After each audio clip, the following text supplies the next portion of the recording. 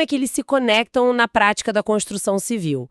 O material que a gente tem aqui traz perguntas e respostas bem diretas, mas a ideia é ir um pouquinho além, buscar a lógica por trás disso tudo. Com certeza. Afinal, entender isso é fundamental para quem está ali no dia a dia da obra ou do escritório. Prontos para essa exploração? Com certeza. Olha, dominar essa linguagem e os processos que vêm junto é, assim, a base para operar legalmente e com segurança financeira. Não tem como fugir. Cada documento, cada tipo de seguro, cada cláusula, tudo tem uma razão de ser, né?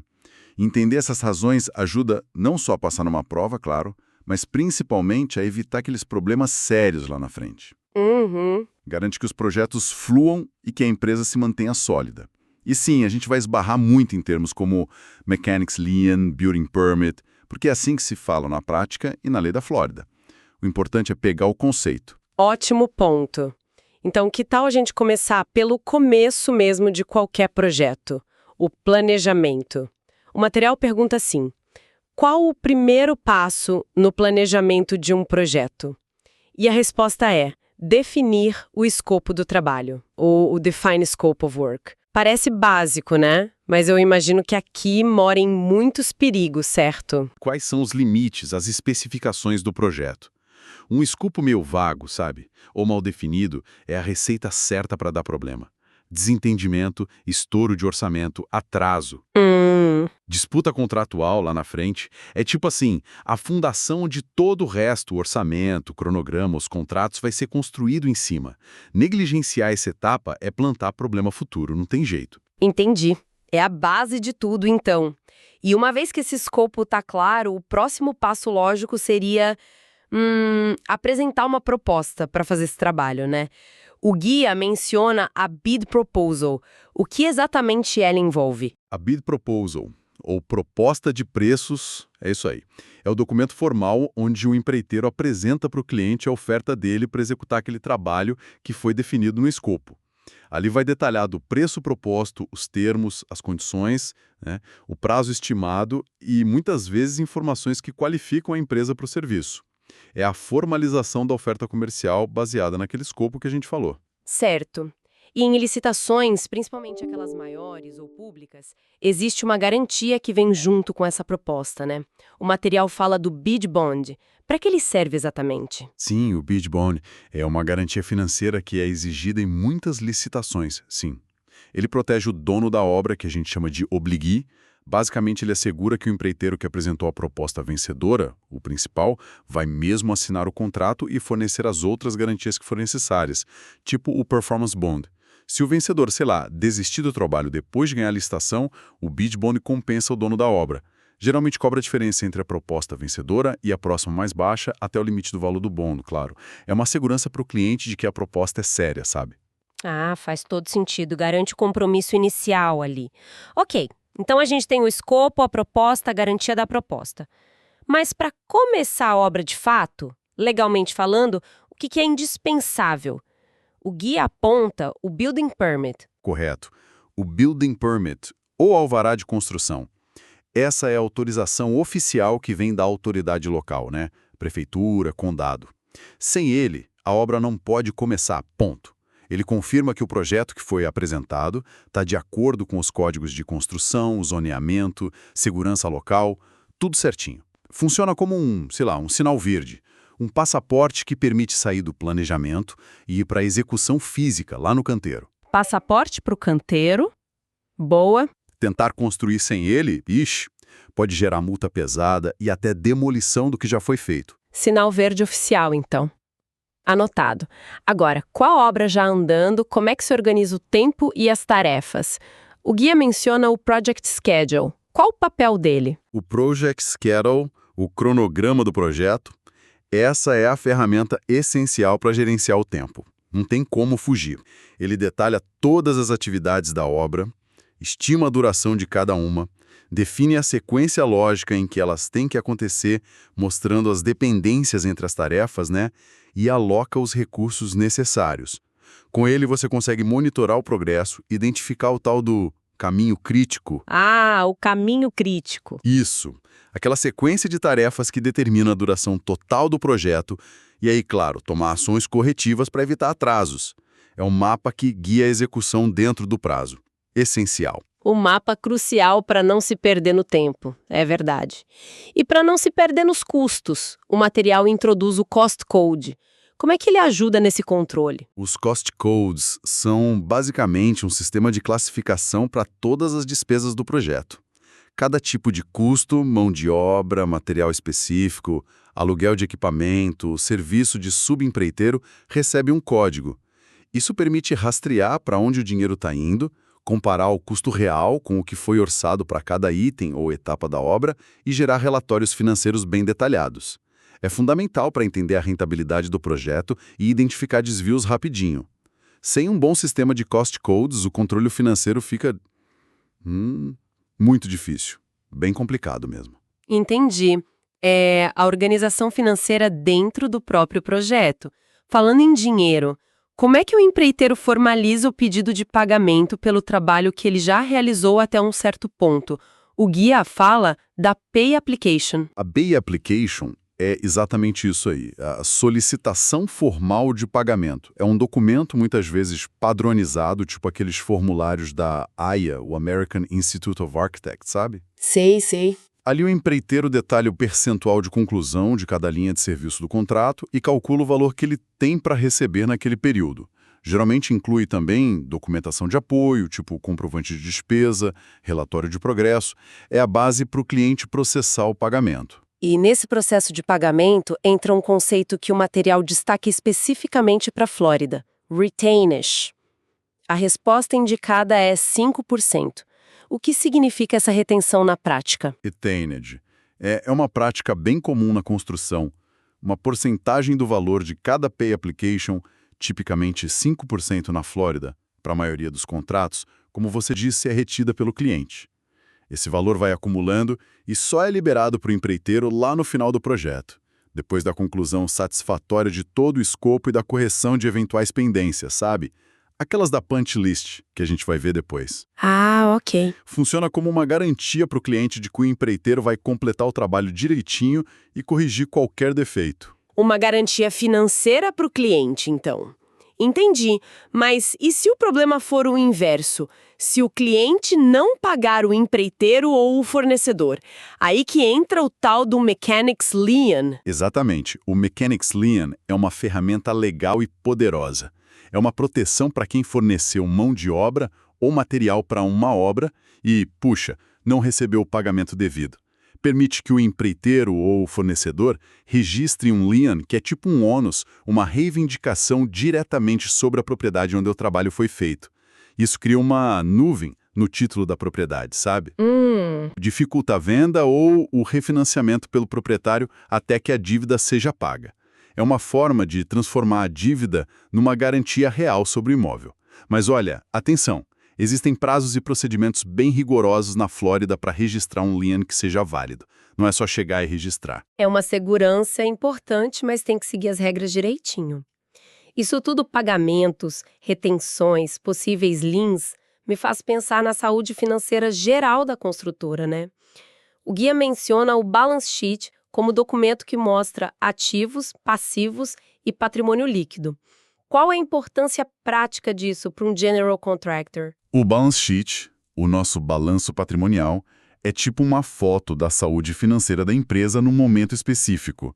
Ele mostra o que a empresa tem: ativos, caixa, contas a receber, equipamentos, o que ela deve, passivos, empréstimos, contas a pagar, e o valor que, no fim das contas, pertence aos donos, o patrimônio líquido. A importância prática: enorme. Empresas que emitem bonds, as sureties e os bancos olham o balance sheet com lupa para avaliar a capacidade financeira e o risco da construtora antes de conceder garantias, os bonds ou crédito. Um balanço fraco pode simplesmente impedir a empresa de pegar projetos maiores que exijam performance bonds, por exemplo. Trava o crescimento. Nossa, então a saúde financeira interna impacta diretamente na capacidade de conseguir trabalho e as garantias exigidas. Entendi. E outro indicador financeiro crucial mencionado é o cash flow. Qual a diferença dele para o lucro e por que ele é tão vital assim? Ótima pergunta, viu? Porque a diferença é fundamental e muita gente confunde. Lucro é o que sobra da receita depois que você deduz todos os custos e despesas num período. Isso olhando pelo regime de competência, né? O que foi faturado menos o que foi gasto naquele período. Já o cash flow, o fluxo de caixa, é o movimento real do dinheiro. O que entrou e o que saiu da conta bancária, no regime de caixa. Uma empresa pode ser super lucrativa no papel, mas quebrar por falta de caixa para pagar salário e fornecedor, se os recebimentos dos clientes atrasarem muito, por exemplo. Verdade. Na construção, onde os ciclos de pagamento podem ser longos, gerenciar o cash flow, garantir que tem dinheiro entrando para cobrir as saídas é, absolutamente essencial para a sobrevivência do dia a dia. Entendido. Dinheiro na mão para operar é crucial mesmo. E além do fluxo de caixa dos projetos em si, existem os custos gerais da empresa, né? O tal do overhead. O que ele engloba, geralmente? O overhead são todas aquelas despesas operacionais que a empresa tem para se manter funcionando, mas que não estão diretamente ligadas a um projeto específico. Pensa no aluguel do escritório, salário da equipe administrativa, os seguros gerais da empresa, não aqueles específicos de uma obra, tá? Marketing, as contas de água, luz, telefone da sede. São custos indiretos, mas essenciais para a estrutura existir. Controlar o overhead é tão importante quanto controlar os custos diretos da obra, porque ele come a lucratividade geral da empresa se sair do controle. São os custos que existem mesmo se não tiverem uma obra rolando, certo? Agora, voltando um pouco para as proteções e garantias. A gente falou do bid bond antes do contrato. Depois que o contrato é assinado, o material menciona o performance bond. Qual a função dele? Isso, a sequência é essa. Enquanto o bid bond garante que o vencedor vai assinar o contrato, o performance bond garante a execução do contrato. Ele assegura para o cliente, o oblige, que o empreiteiro, o principal, vai completar o projeto de acordo com os termos, condições e especificações que estão lá no contrato. Se o empreiteiro falhar, abandonar a obra ou quebrar, a empresa seguradora, a short, que emitiu o bond, tem que intervir. Ela pode arrumar outro empreiteiro para terminar a obra ou indenizar o cliente pelos custos adicionais para terminar até o limite do valor do bond, claro. É uma proteção muito, muito importante para o cliente em projetos maiores. Entendi a sequência. Bid bonds para garantir a assinatura, performance bonds para garantir a execução. Faz sentido. E além dessas garantias financeiras, tem os seguros, né? O guia fala do General Liability Insurance. Qual risco ele cobre? General Liability Insurance, ou Seguro de Responsabilidade Civil Geral. Esse protege a empresa contra reclamações por danos corporais ou materiais causados a terceiros durante as operações dela. E terceiros aqui significa qualquer pessoa que não seja funcionário da empresa. Um visitante no canteiro, um vizinho da obra, por exemplo, ou danos a propriedades que não pertençam à empresa. Imagina se um equipamento seu danifica o prédio vizinho. Nossa! Esse seguro cobre os custos de defesa legal e eventuais indenizações que a empresa tenha que pagar. É um seguro essencial para qualquer negócio, mas especialmente na construção onde o risco de acidente envolvendo terceiros é bem significativo. Cobre danos a outros, então? E para os próprios funcionários, se eles se machucarem? O material cita o Workers' Compensation Insurance. O objetivo é cobrir acidentes de trabalho. Cover Employee Injuries. Exato. O Workers' Compensation Insurance é obrigatório na maioria dos casos lá na Flórida para empresas que têm funcionários na construção. Ele cobre despesas médicas, reabilitação e parte dos salários perdidos por empregados que se machuquem ou fiquem doentes por causa direta do trabalho. É um sistema que chamam de no fault, sem culpa. Significa que o funcionário recebe os benefícios independentemente de quem foi o culpado pelo acidente. Mas, em troca, geralmente ele abre mão do direito de processar o empregador por danos adicionais. Então, protege o trabalhador e também protege o empregador de processos que podem ser bem caros. Proteção para todos os lados, então. Entendi. Bom, a gente já está se aproximando do fim do ciclo do projeto, né? O que acontece quando a obra está quase pronta, mas ainda faltam os detalhezinhos para acertar? O guia menciona punch list. A punch list. Essa é criada geralmente numa vistoria que é feita em conjunto. Empreiteiro, arquiteto ou engenheiro e o cliente. Isso acontece perto da conclusão da obra. Ela lista todos aqueles itens menores que precisam ser corrigidos, completados ou retocados antes da entrega final e da aceitação pelo cliente. Pode ser, sei lá, um ajuste numa porta, um reparo na pintura, a instalação de uma tomada que ficou faltando. Ah, os detalhes finais. Exato. É a lista de pendências finais para garantir que tudo esteja conforme o combinado e com a qualidade que se espera. O checklist final. O checklist final de acertos. Boa.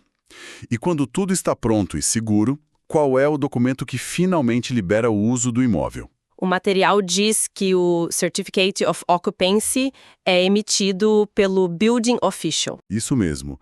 O Certificate of Occupancy, ou CO, que a gente às vezes chama de ABITSE aqui, ele é emitido pela autoridade de construção local, representada pelo Building Official ou pelo inspetor, depois que a inspeção final constata que a obra foi concluída direitinho, de acordo com os planos aprovados e que atende a todos os códigos de segurança aplicáveis.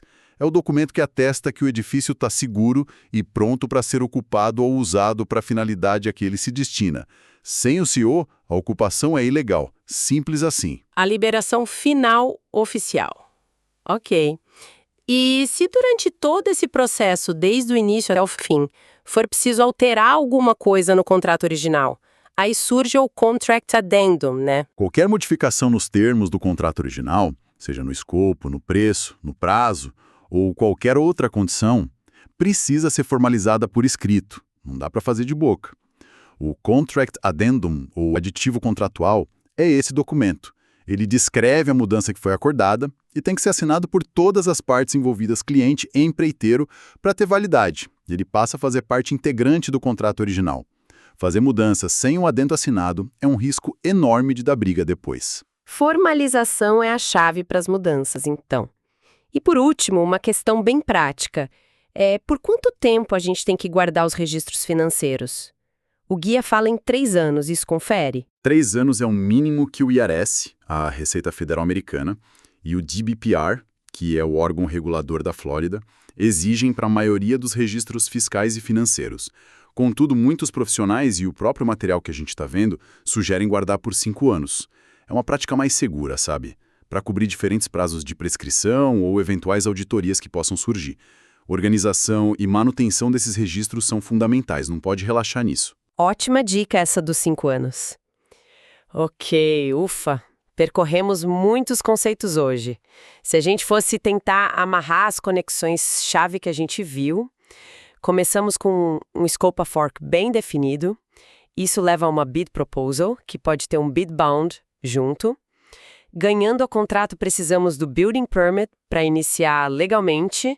A execução é guiada pelo project schedule e controlada financeiramente pelos cost codes. Isso. Os pagamentos são feitos via Pay Application, com o retainage sendo retido, e o Mechanics Lien serve de garantia caso haja inadimplência por parte do cliente. Perfeito. Aí tem a saúde financeira da empresa, balance sheet, cash flow, overhead, que impacta diretamente na capacidade de conseguir performance bonds e de operar no dia a dia.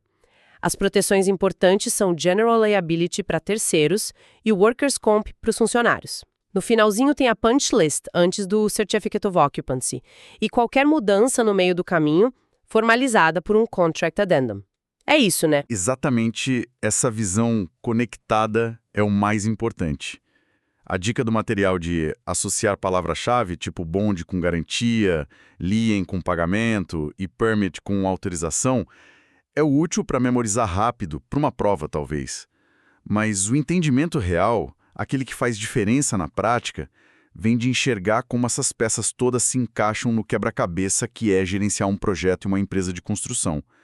Não são só termos isolados para decorar, são ferramentas e processos do dia a dia. Reconhecer os padrões e, mais ainda, as interconexões entre eles. Bom, esperamos que essa nossa conversa tenha ajudado a clarear não só as definições, mas principalmente essa dinâmica toda entre os conceitos. E sabe, talvez um último ponto para a gente pensar. O verdadeiro desafio, e eu diria até a arte da gestão na construção, está justamente em antecipar e gerenciar essas interconexões. Tipo, como é que uma mudança no escopo, formalizada num addendum, vai afetar não só o custo direto, mas também o schedule, o cronograma e o cash flow da empresa. Será que vai precisar ajustar o valor do performance bond? Verdade. Pensar nessas ramificações, nesse efeito dominó, é o que diferencia um gestor realmente eficaz. Não é só conhecer as peças do jogo, mas entender como o jogo funciona como um todo. Excelente reflexão para a gente encerrar. Entender o jogo completo, não apenas as regras isoladas. Muito obrigada pela sua participação e por todos os insights hoje. Eu que agradeço a oportunidade. E a quem nos ouviu, obrigada pela companhia nesta análise. Até a próxima.